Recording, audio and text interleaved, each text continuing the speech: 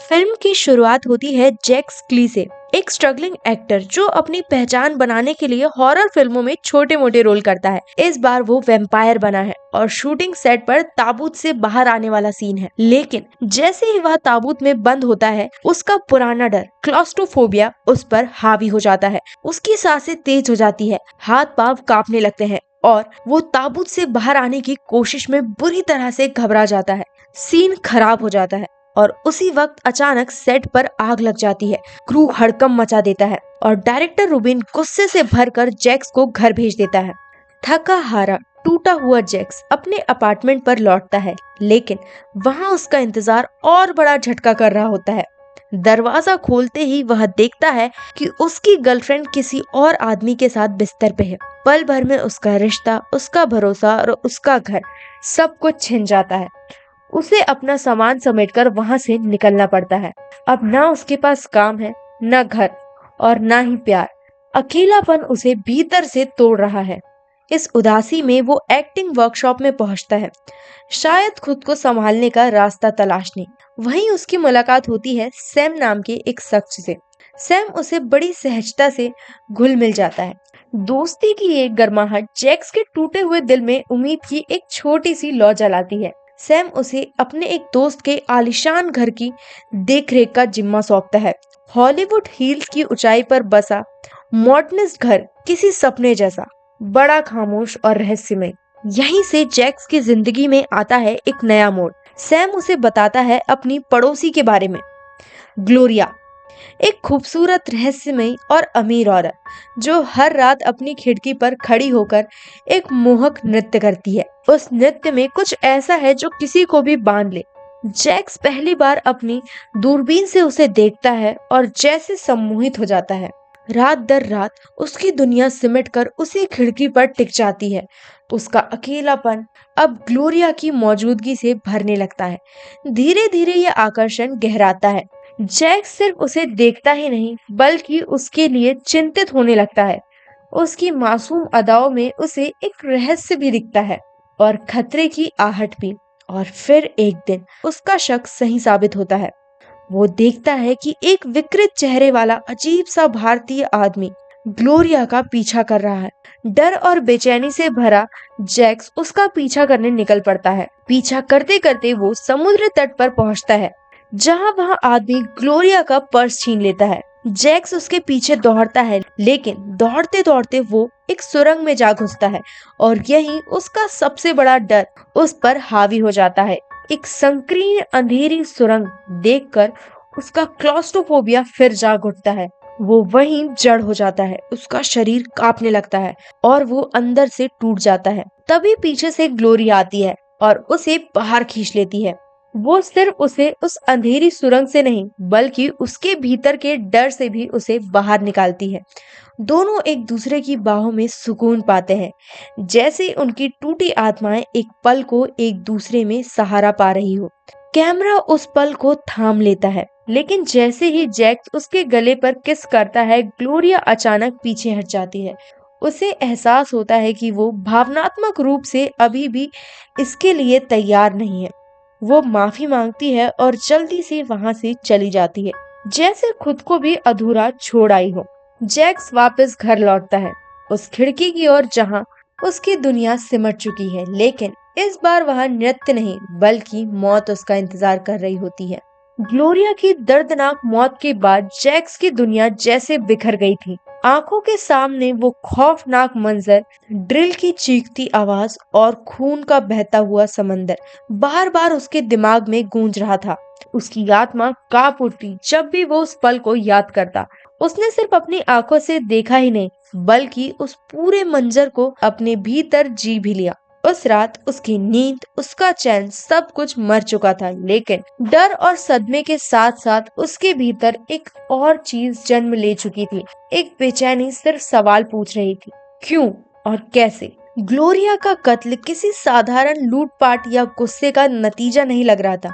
जिस बेदर्दी से उसे मारा गया था वो किसी निजी दुश्मनी या जुनून का इशारा था। इसी बेचैनी में वो हॉलीवुड की चमकदार लेकिन गंदी गलियों में भटकने लगता है। उसी दौरान उसकी नजर एक एडल्ट चैनल पर पड़ी। वहाँ उसे एक पॉर्न स्टार हॉली बॉडी का डांस दिखा। डांस वही था, वही अदा, वही लय जो उसने ग्लोरिया की खिड़की पर देखा था। उसके रोंगटे खड़े हो गए। क्या ग्लोरिया और होली का कोई रिश्ता था या फिर वो सिर्फ एक चाल थी? जैक्स को लगा कि इस रहस्य का जवाब सिर्फ होली दे सकती है, लेकिन उससे मिलने का रास्ता आसान नहीं था। उसने खुद को एक मशहूर पॉर्न डायरेक्टर बनाकर पेश करने का फैसला किया।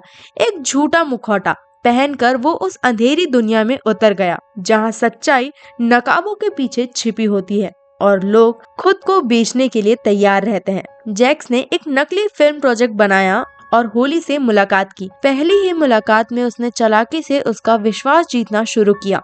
शूटिंग के दौरान उसने एक मिरर की तारीफ की जिसमें गलती से कैमरा और क्रू का अक्स दिखाया गया था, लेकिन उसने तुरंत कहा, ये मेरी डायरेक्शन की खासियत है।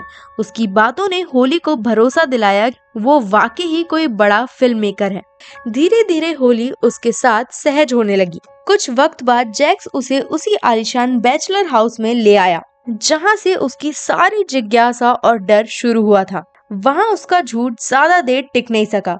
उसने होली को सच बता दिया, कहा कि वो कोई डायरेक्टर नहीं है, कोई फिल्म नहीं बना रहा। उसे सिर्फ एक चीज जाननी थी, खिड़की में जो महिला नाचती थी, क्या तुम वही थी? होली उसकी बात सुनकर चौंक गई, लेकिन इससे पहले कि वो कुछ कह पाती, जैक्स का फोन बजा। लाइन पर सैम था। होली जैसे ही जैक्स की आवाज सुनती है, उसका चेहरा सख्त पड़ जाता है। उसकी आंखों में गुस्से की लपटें भड़क उठती है। वो पहचान लेती है कि ये वही आवाज है जिसने उसे पैसों की लालच में ग्लोरिया की खिड़की पर काम को डांस करने के लिए मजबूर किया था। होली खुद को ठगा हुआ महसूस करती है। उसका गुस्सा उफान पर आ जाता है। वो जैक्स पर चिल्लाती है, उसे धोखेबाज कहती है और तेज कदमों से उस घर से बाहर निकल जाती है। उसके कदमों की आहट में अपमान और आक्रोश की गूंज सुनाई देती है। जैक्स उसके पीछे भागना चाहता है, लेकिन उसकी आवाज गले में ही अटक जाती है। बाहर निकलकर होली सड़क पर खड़ी होती है और गाड़ी रोकने के लिए हाथ उठाती है।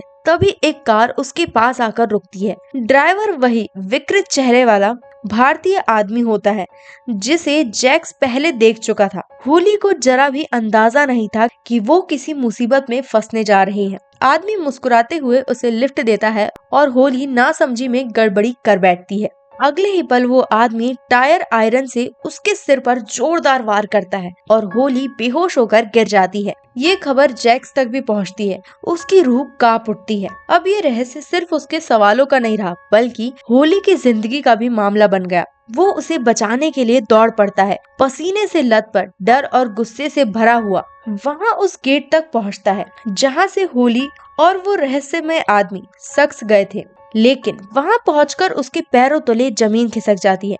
गेट बाहर से दोहरी जंजीरों से बंद था। ये एक और सवाल खड़ा कर देता है, अगर वो आदमी इसी रास्ते से गए थे तो गेट बंद कैसे हुआ? जैसे कोई पहले से ही सब कुछ प्लान कर चुका हो। लेकिन जैक सब रुकने वाला नहीं था। उसने अपनी हिम्मत को कसकर पकड़ा और गेट पर चढ़कर अंदर पहुंच गया। वहाँ जो दृश्य उसका इंतजार कर रहा था, उसने उसकी सांसें रोक दी। ओवंस एक्डक के पास एक खुली कब्र खुदी हुई थी। ताजी मिट्टी, मौत का सन्नाटा और उस मिट्टी में पसीने से तरबतर वो विकृत चेहरे वाला आदमी वो कब्र को खत्म कर ही रहा था, मानो किसी की जिंदगी का पाटा छेप करने वाला हो। जैक्स की आंखों में आग भर गई। उसने उस आदमी पर झपट्टा मारा। हाथापाई शुरू हो गई। इस झगड़े में अचानक जैक्स का हाथ उस आदमी के चेहरे पर गया और चौंका देने वाला सच सामने आया। वो डरावनी विकृति कोई हकीकत नहीं थी, बल्कि मेकअप से तैयार किया गया नकली चेहरा था। उसके पीछे असली चेहरा कोई और था, सैम। जैक्स का दिल जैसे वहीं रुक गया। जिस इंसान पर उसने भरोसा किया वही उसका सबसे बड़ा दुश्मन था। कब्र के पास जब सैम का असली चेहरा सामने आया तो जैक्स की रूह कांप उठी। भरोसे का पूरा मकान गिर चुका था। जिस इंसान ने उसे दोस्ती का सहारा दिया था वही उसकी तबाही का असली सौदागर निकला। सैम ने उसे जोर से धक्का देकर उसी कब्र में पटक दिया। तंग और अंधेरे गड्ढे में गिरते ही जैक्स का सबसे बड़ा डर फिर से जाग उठा, क्लॉस्ट्रोफोबिया। मिट्टी की गंध और घुटन भरी हवा, ऊपर से सैम की ठंडी मुस्कान ने उसके शरीर को जकड़ लिया। सांसें जैसे किसी ने गले में बांध दी। ऊपर खड़ा सैम मिट्टी भरने लगा और साथ ही अपने पापों की कहानी उगलने लगा। उसने बेझिझक होकर कहा, मैंने ही ग्लोरिया को मरवाया और तुझे गवाह बना दिया ताकि अगर कोई सवाल उठे तो मेरे पास एक एविडेंस हो। तुझे पिंजरे में बंद करके मैं खुद आजाद फिरता रहा। उसकी आवाज में इतनी बेशर्मी थी कि मिट्टी से ज्यादा घुटन उसकी बातों से हो रही थी। जैक्स की आंखों के सामने अंधेरा बढ़ता गया, लेकिन उसके भीतर कहीं एक जिद, एक चिंगारी जल उठी। अचानक कहानी फिर से कट होती है और हम फिल्म के सेट पर लौट आते हैं। वही वैम्पायर मूवी की शूटिंग। जैक्स फिर से ताबूत में है, लेकिन इस बार उसके कपड़े वही मिट्टी से सने हुए, खून और पसीने से भरे, जैसे वह सचमुच कब्र से निकल आया हो। कैमरा रोल कर रहा है, पर उसके चेहरे पर अब भी वही डर है। ताबूत की तंग दीवारें उसे जकड़ लेती है और वो फिर से जम जाता है। पर इस बार कुछ अलग होता है। वो डायरेक्टर रूबिन से कहता है, मुझे एक मौका और दो, मैं कर सकता हूँ। उसकी आवाज में कपकपाहट भी थी और यकीन भी। डर अभी भी था, लेकिन अब उस डर को हराने की आग उससे बड़ी हो चुकी थी। कहानी एक बार फिर असल में लौटती है। मिट्टी में दबा हुआ जैक अपने भीतर की हिम्मत को पकड़ लेता है। वो खुद को झकझोरता हुआ अपनी सांसों को काबू करता है और उस डर के आगे घुटने टेकने से इनकार कर देता है जिसने अब तक उसकी जिंदगी को कैद कर रखा था। क्लॉस्ट्रोफोबिया अब भी उसे दबा रहा था, लेकिन उसके दिल में एक आवाज गूंज रही थी, या तो आज मैं मर जाऊंगा या इस डर को हमेशा के लिए मार दूंगा। पूरा जोर लगाकर जैक्स कब्र से बाहर निकल पड़ता है। मिट्टी के ढेर को तोड़कर वो अचानक ऊपर छलांग लगाता है और सैम पर टूट पड़ता है। ये लड़ाई अब सिर्फ दो आदमियों की नहीं, ये लड़ाई भरोसे और धोखे की थी। यहाँ इंसान और उसके डर की थी। दोनों के बीच हाथापाई होती है। तभी सैम का पालतू कुत्ता जैक्स पर झपटता है, लेकिन भाग्य ने करवट ली। कुत्ता सैम से ही टकरा गया और वो असंतुलित होकर लोहे की छड़ में जा गिरा। उसकी चीख, उसका खून और फिर सन्नाटा। जैक्स मिट्टी से लथपथ खड़ा था। उसकी सांसें तेज थी, लेकिन अब आंखों में एक नई चमक। उसने अपने डर को हरा दिया था। उसने खुद को साबित कर दिया था कि वो सिर्फ असफल अभिनेता नहीं, बल्कि जिंदगी का योद्धा है। और कहानी यहीं पर खत्म होती है। Body double 1984।